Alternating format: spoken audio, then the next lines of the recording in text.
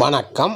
இந்த சேனலை இதுவரை சப்ஸ்கிரைப் பண்ணாதவங்க மட்டும் சப்ஸ்கிரைப் பண்ணுங்கள். பக்கத்தில் இருக்கிற பெல் ஐக்கானை கிளிக் பண்ணுங்கள். பிடிச்சிருந்ததுன்னா லைக் பண்ணுங்கள், ஷேர் பண்ணுங்கள், கமெண்ட் பண்ணுங்கள். நன்றி. வணக்கம். ஏப்ரல் மாத ராசி பலன்களை பார்த்து வருகிறோம். இன்று நாம் பார்க்கவிருக்கின்ற ராசி ரிஷப ராசி. ஏப்ரல் மாதம் 14ஆம் தேதி சூரியன் மீனத்திலிருந்து இடப்பெயர்ச்சியாகி மேச ராசியில் பிரவேசிக்கிறார். இந்த நாளைத்தான் நாம் தமிழ் புத்தாண்டாக கொண்டாடி மகிழ்கிறோம். தமிழ் புத்தாண்டு விசுவாசு பிறக்கிறது. இந்த இனிய நன்னாளில் ரிஷபராசி அன்பர்கள் அனைவருக்கும் இந்த ஆண்டு முழுவதும் எல்லா நலன்களும் வளங்களும் பெற்று வாழ இறைவனை பிரார்த்திக்கிறேன். இந்த ஏப்ரல் மாதத்தில் முதல் நாளில் உங்கள் ராசிக்கு கோள்களின் நிலையை பார்க்கலாம். உங்கள் ராசியிலேயே குரு பகவானும் 2இல் செவ்வாயும் 5இல் கேதுவும் 11ஆம் இடமான லாபஸ்தானத்தில் சூரியன், சனி, சுக்கிரன், ராகு, புதன் ஆகிய பஞ்சகோள்கள் அமர்ந்திருந்து உங்களுக்கு நற்பலன்களை தரவிருக்கிறார்கள். ஏப்ரல் 3 அன்று செவ்வாய் உப ஜெயஸ்தானத்தில், ஏப்ரல் 14 அன்று சூரியன் உங்கள் விரயஸ்தானத்திற்கும் வந்து அமரவிருக்கிறார்கள். உங்கள் ராசிநாதன் சுக்கிரன் 11ஆம் இடமான லாபஸ்தானத்தில் உச்சம் பெற்று அமர்ந்திருப்பது உங்களுக்கு இந்த மாதத்தை சிறப்பான நல்ல மாதமாக அமைத்து கொடுப்பார். வாழ்த்துக்கள். இந்த மாதத்தை பயன்படுத்தி கொள்ளுங்கள்.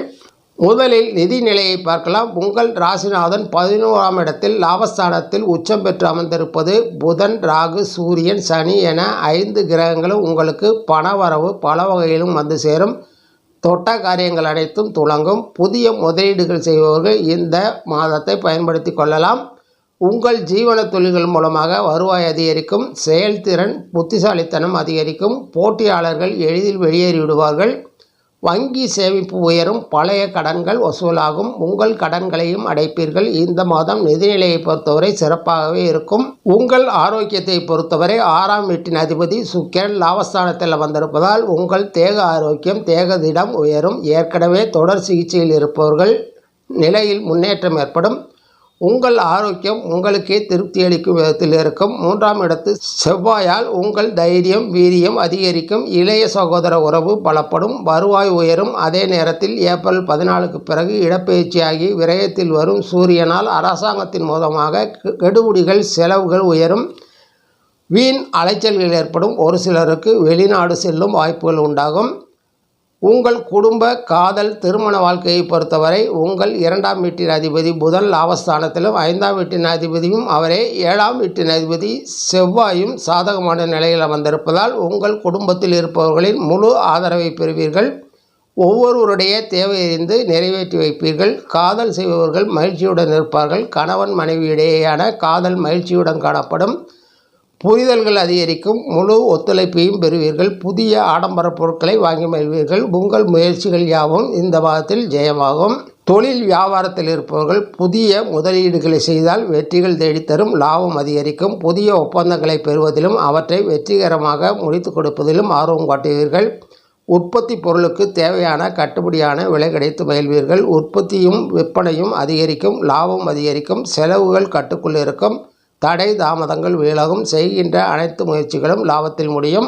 வேலை உத்தியோகத்தில் இருப்பவர்கள் தங்கள் இலக்குகளை அடைய அதிக உழைப்பை கொடுக்க வேண்டியிருக்கும். பணப்பயன்கள் மற்றும் வேலையில் முன்னேற்றமும் கிடைக்கும்.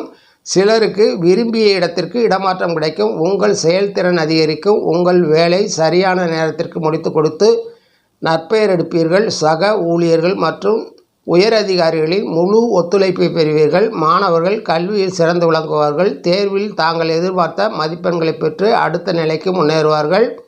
போட்டித் தேர்வுகளில் வெற்றி பெற அதிக முனைப்பும் அர்ப்பணிப்பு உணர்வும் தேவைப்படும். கலைஞர்கள் இது ஒரு வெற்றிகரமான மாதமாகவே அமையும். வாய்ப்புகள் வீடு தேடி வரும். ஏற்கனவே ஒப்புக்கொண்ட படைப்புகள் வெற்றி பெறும். வருவாய் உயரும். உங்கள் வெகுஜன செல்வாக்கு அதிகரிக்கும். அரசியல்வாதிகள் தங்கள் பெயரை காப்பாற்றி கொள்ள அதிகமாக பாடுபட வேண்டியிருக்கும். உங்களின் எதிர்ப்பாளர்களிடம் அதிக எதிர்ப்பை சந்திக்க வேண்டியிருக்கும். மேலிடத்தின் முழு ஆதரவை பெறுவீர்கள். வருவாய் உயரும். இறுதியாக இந்த மாதம் உங்களுக்கு பெரும்பாலான கிரகங்கள் சாதகமான நிலையில் இருக்கின்றன. மாதத்தின் பிற்பகுதியில் அரசாங்கத்தால் செலவுகளும் கெடுபிடிகளையும் சந்திக்கலாம். வருவாய், ஆரோக்கியம், குடும்பம், காதல் எல்லாமே மகிழ்ச்சி தரும். இந்த மாதம் முருகப்பெருமானை வணங்கி அவர் அருளாசியை பெற்று நற்பலன்களை மேலோக்கி கொள்ளுங்கள். நன்றி, வணக்கம். மீண்டும் சந்திப்போம்.